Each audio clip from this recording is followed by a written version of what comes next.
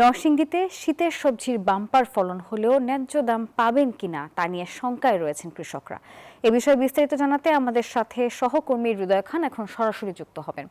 হৃদয়, জানাবেন বাজারে সবজির দর এখন কেমন এবং কৃষকরা কেন হতাশ, কি বলছেন তারা? ধন্যবাদ নাফিসা। আমি এই মুহূর্তে রয়েছি নরসিংদীর শিলমান্দিতে। আপনাকে জানিয়ে রাখি, একদিকে হচ্ছে সিন্ডিকেট এবং অন্যদিকে নরসিংদী জেলায় কোনো হিমাগার না থাকায় এখানকার যারা সবজি চাষি রয়েছেন তারা কিন্তু অনেকটাই শঙ্কায় রয়েছেন ন্যায্য দাম পাওয়া নিয়ে।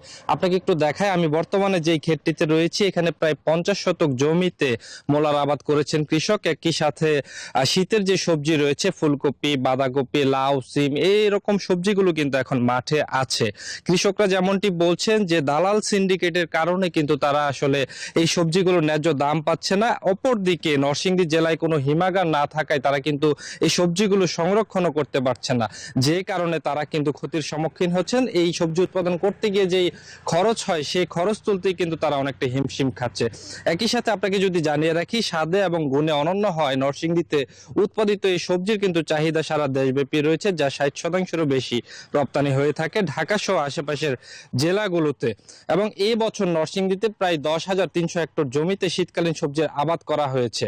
তো সবকিছু মিলিয়ে এই ছিল নরসিংদী থেকে আমার কাছে সর্বশেষ। ফিরে যাব স্টুডিওতে নাফিসার কাছে। নাফিসা। হৃদয়, ধন্যবাদ আপনাকে।